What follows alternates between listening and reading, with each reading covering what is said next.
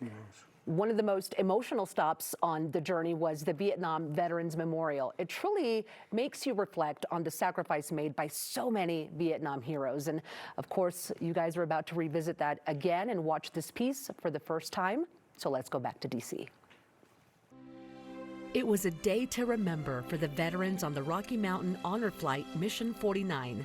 The most emotional stop on their journey was the Vietnam War Veterans Memorial. The names of every one of the Vietnam soldiers that died, 58,000 plus names, are inscribed on that wall. For Bob Lopez, a veteran, father, and grandfather, the wall reminds him of one thing: family.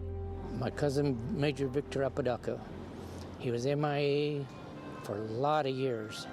I went in, and he had already graduated from the Air Force Academy.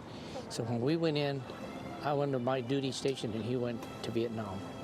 And when I got out, is the year he was shot down and gone missing.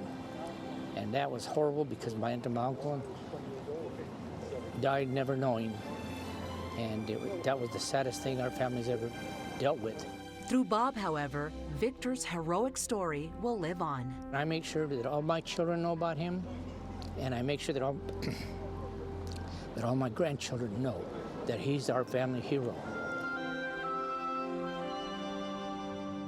Some of the names engraved on the wall belong to cherished friends of one veteran in particular, Tom Coffey, who had been to the wall before. I actually came for the dedication when they first did it, and I thought I would get through it better this time, but too many good friends. Our job was to basically move toward the hill and take the hill, but unfortunately we lost over 300 people in 28 days. And Tom, you remember a lot of these men. Yes, I do, fondly.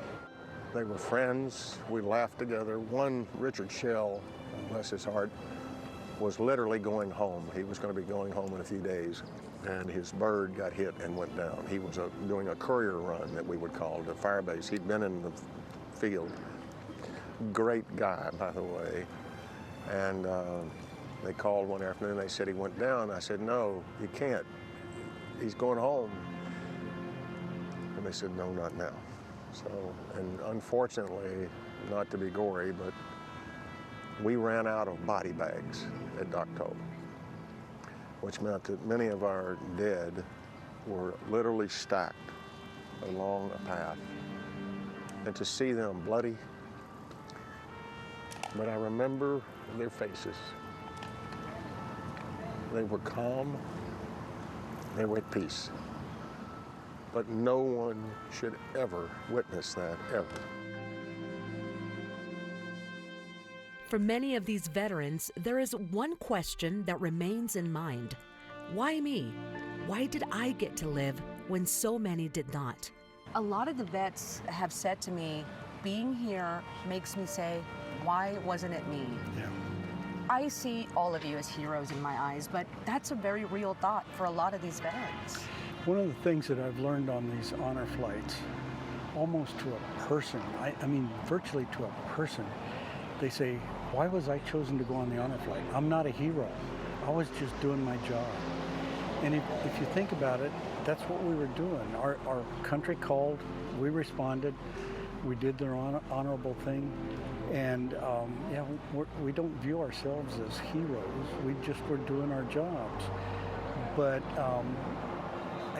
all those men and women, the 58,000 plus names that are listed on that wall, those are the heroes.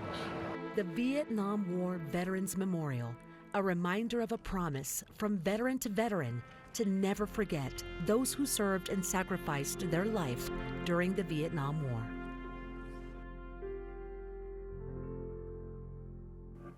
Oh, an emotional stop for sure during that journey. And Bob, we saw you were able to locate your cousin on the wall. When was Victor found, and what was that like? It was finally done. We got the message that he was found about a year before the towers came down. Oh, 9/11. And they planned the funeral for that time because his group was going to be there. The graduating group of that year was going to be there.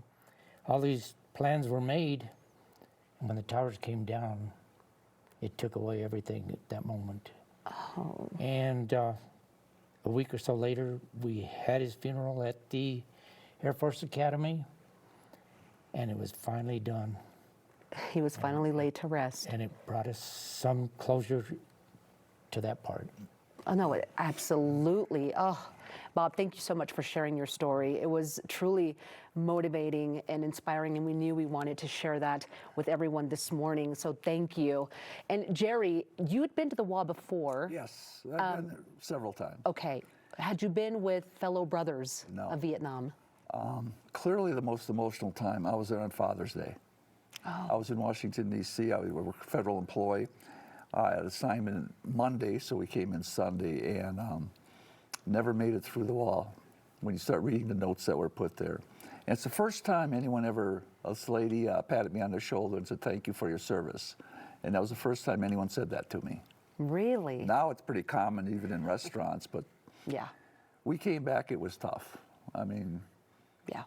And we truly are thankful for your Thank you. service and for everything that you do. And Danny, I know this is heartfelt for you as well. And we're going to talk to you more about Honor Flight and these wonderful, wonderful veterans.